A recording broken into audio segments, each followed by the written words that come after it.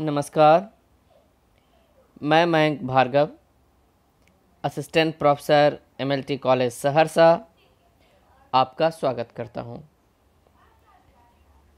आज हम लोग मार्क्सवादी आलोचना पर विचार करेंगे,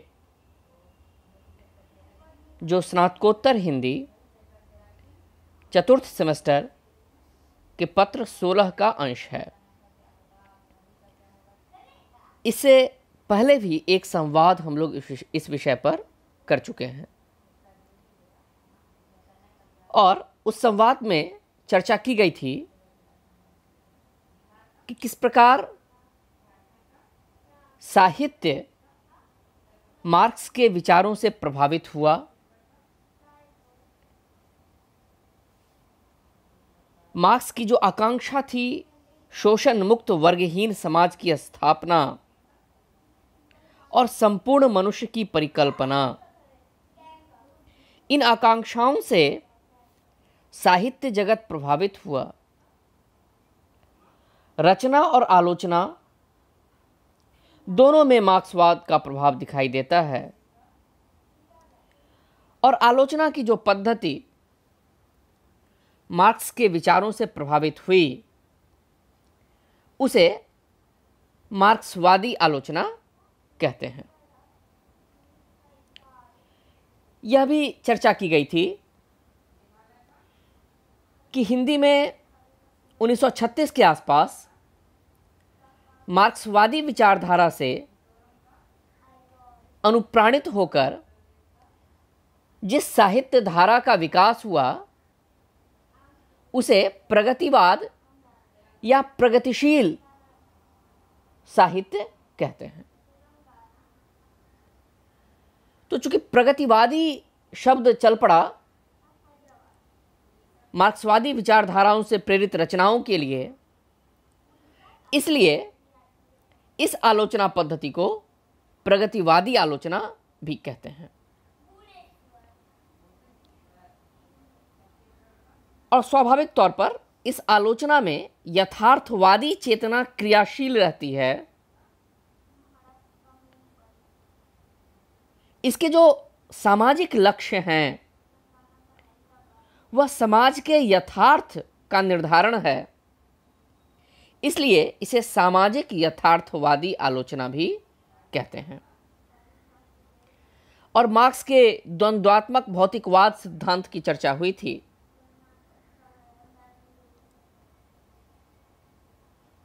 द्वंद्वात्मक भौतिकवाद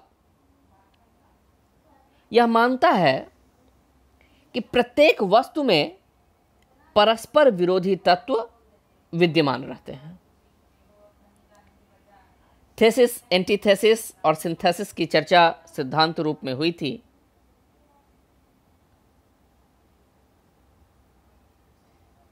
किसी वस्तु में एक थेसिस होती है, उसके परस्पर विरोधी तत्व भी होते हैं, वो एंटीथेसिस है। और जब आगे चलकर इन दोनों तत्वों में एक समन्वय स्थापित होता है तो वह सिंथेसिस की स्थिति है। पर सिंथेसिस सदा सर्वदा के लिए तो होती नहीं। फिर परस्पर विरोधी तत्व आपस में द्वंद्व करते हैं। इनके द्वंद्व के बाद एक नई स्थिति का आगमन पुनः होता है। और मार्क्स ने इसको एक ऐतिहासिक प्रणाली में देखा। समाज की जो वर्तमान स्थिति है उसकी व्याख्या करते हुए मार्क्स ने बताया था कि पूंजीवाद की जो अवस्था है वह थेसिस है। समाज की जो स्थिति का एक छोर पूंजीवाद है तो उसको मान ले किया थीसिस है मार्क्स के शब्दों में। फिर मार्क्स ने सर्वहारा वर्ग की स्थापना दी। किसान मजदूर मिलाकर सर्वहारा होते हैं।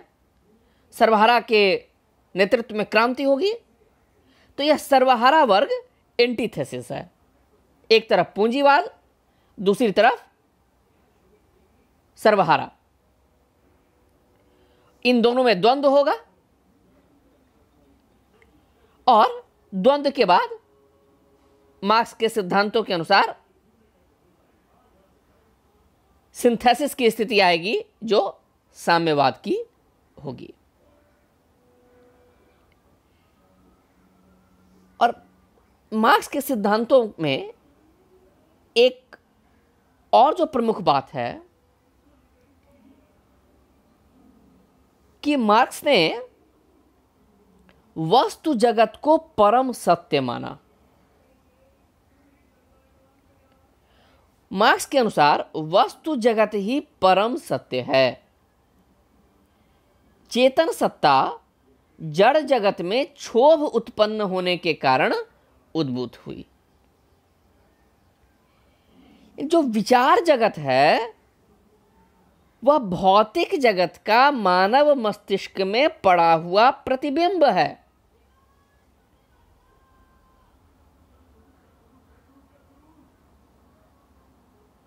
विद्यार्थी मित्रों को ध्यान होगा कि जब हम लोग पाश्चात्य काव्य दर्शन पढ़ना शुरू करते थे और प्लेटो की बात करते थे तो वहां विचार तत्व की प्रमुखता होती थी। जो भौतिक चीजें हैं उसको अनुकरण माना, परंतु मार्क्स के यहां भौतिक जगत प्रधान है, वस्तु जगत चरम सत्य है। और ये जो भौतिक जगत में चीजें अपने ढंग से क्रियाशील होती हैं उसका प्रभाव विचार जगत में दिखाई देता है। यानी मार्क्स के इस सिद्धांत के से चलें तो जो चेतन तत्व है वह जड़ तत्व का ही विकास है, क्योंकि मूल तो चीज है भौतिक स्थिति। भौतिक स्थिति से विचार जगत प्रभावित होता है, चेतन तत्व प्रभावित होता है। यानी जिसको हम जड़ मानते थे वह जड़ तत्व प्रमुख हो गया इस दृष्टि में, और चेतन तत्व जड़ तत्व से विकसित हुआ। तो जब जड़ तत्व भौतिकवादी दृष्टि प्रधान हो गई तो कोई ईश्वर नाम की सत्ता का स्थान नहीं रहा। कोई ऐसा नहीं कि भाई कोई बाहरी चेतन तत्व था जिसने इस धरती का नियमन किया। यानी ईश्वर के अस्तित्व को अस्वीकार कर दिया इस दृष्टिकोण ने। और जब एक बार ईश्वर के अस्तित्व पर प्रश्न चिन्ह लगा तो इस संसार की जो तमाम व्यवस्था है उस व्यवस्था के मूल में मनुष्य आ गया। यह मान लिया गया कि संसार की प्रत्येक स्थिति के मूल में मनुष्य के क्रियाकलाप हैं। ईश्वरवादी दृष्टि में मानते थे कि भाई कोई अमीर है तो उसे ईश्वर ने अमीर बनाया है, कोई गरीब है तो उसे ईश्वर ने गरीब बना दिया। परंतु मार्क्स की यह भौतिकवादी दृष्टि मानती है कि संसार में जो विषमता है यह मनुष्य निर्मित है, ईश्वर का इसमें कोई हाथ नहीं है। मार्क्स ने कहा कि संसार में दो ही तरह के लोग हैं, एक शोषक वर्ग है, एक शोषित वर्ग है। शोषक वर्ग ज्यादा से ज्यादा स्वार्थ अर्जित करना चाहता है और इस स्वार्थ के कारण उसके पास पूंजी इकट्ठी होती जाती है, और शोषित वर्ग गरीब होता जाता है। यानी इन सब के मूल में मनुष्य के क्रियाकलाप हैं। तो वस्तु जगत का नियमन अब ईश्वर नहीं करता, बल्कि मनुष्य के क्रियाकलापों के कारण ही इस संसार में विषमता है, आर्थिक असमानता है।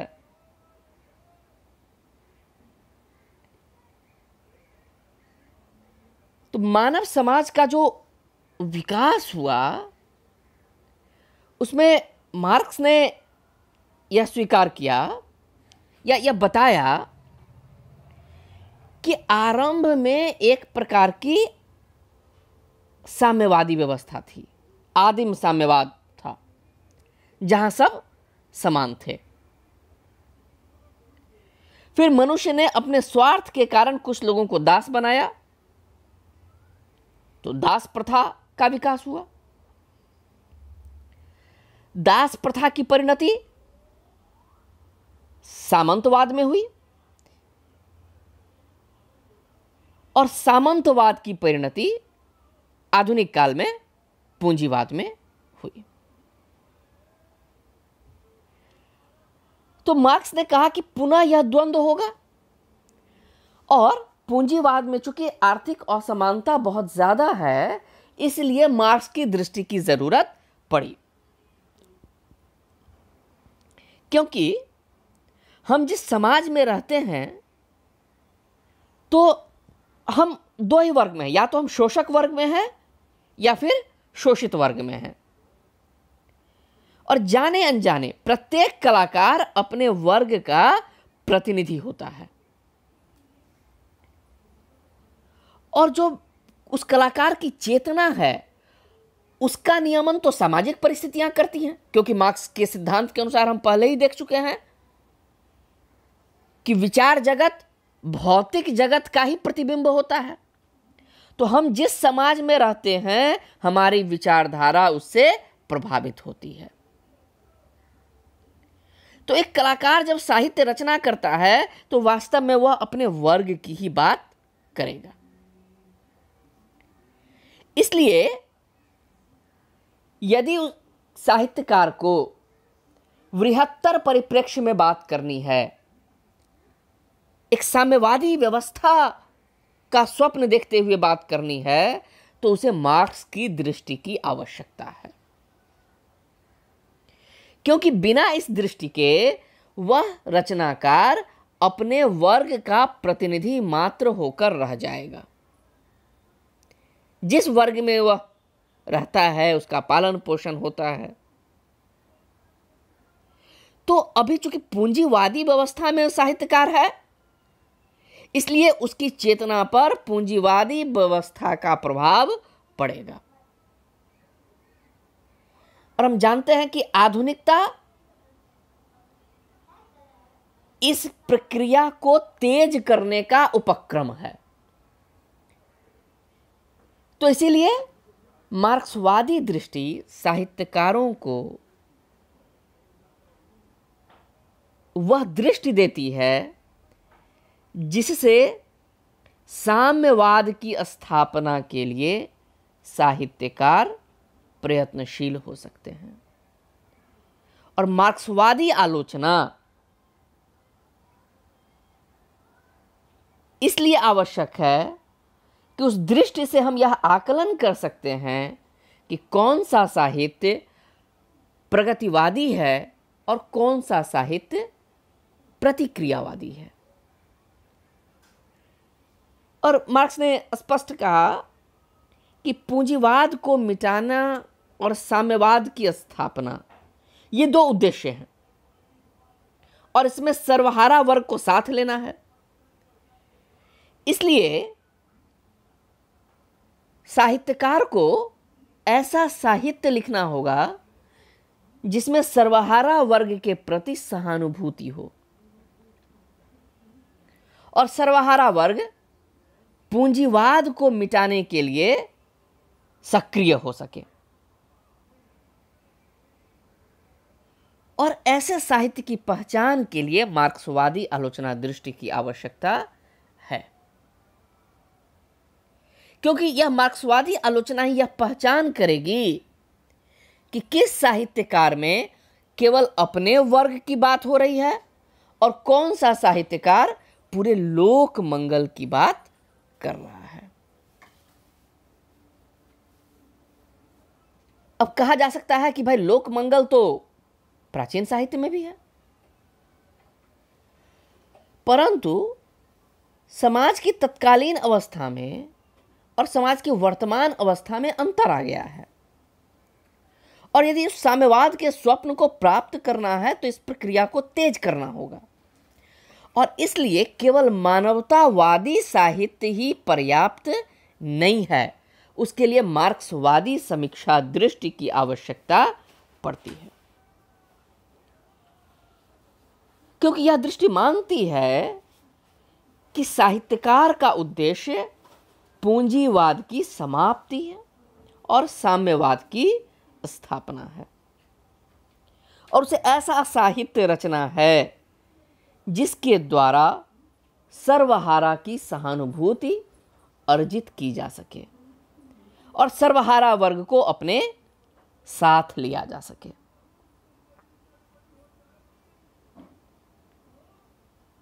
ये जो मार्क्सवादी आलोचना है, सबसे पहले मार्क्स और एंगल्स की कुछ घोषणाओं से, उनके सिद्धांतों से इसका विकास हुआ। लेकिन साहित्यालोचना की चर्चा अगर करें तो मार्क्सवादी आलोचना के सबसे पहले आलोचक जर्मनी में फ्रांज मेहरिंग मिलते हैं, 1846 से 1916 उनका जीवन काल है। और फिर रूस में जॉर्जी प्लेखनोव की चर्चा आती है, जिनका जीवन काल 1856 से 1918 है। लेकिन रेन वैलेट ने अपनी किताब आलोचना की धारणाएं में इन दोनों की चर्चा तो की है, लेकिन यह भी कहा है कि ये लोग अरूढ़िवादी आलोचक थे, यानी जिसको आज हम मार्क्सवादी आलोचक कहते हैं, और जो धारणाएं, जिन धारणाओं की हम अपेक्षा करते हैं, वह धारणाएं पूरे अपने कट्टर रूप में इन दोनों आलोचकों में नहीं मिलती, क्योंकि ये दोनों आलोचक कला की स्वायत्तता को भी मान्यता देते हैं। और मार्क्सवादी आलोचना को वह ललित कृति के सामाजिक नियामकों का वस्तुनिष्ठ विज्ञान मानते हैं, न कि एक सिद्धांत जो लालित्यगत प्रश्नों को निश्चित करता है और लेखकों को विषय वस्तु और शैली के नुस्खे देता है। वह मानते थे कि मार्क्सवादी आलोचना का यह कार्य नहीं कि साहित्यकारों को यह बताए कि उन्हें किस ढंग से लिखना है। 1932 के आसपास मार्क्सवादी आलोचना का सिद्धांत अपने व्यवस्थित रूप में हमारे सामने आता है, और उस समय इसका उद्देश्य दिखाई देता है कि समकालीन समाज का आंतरिक दृष्टि से चित्रण हो साहित्य में,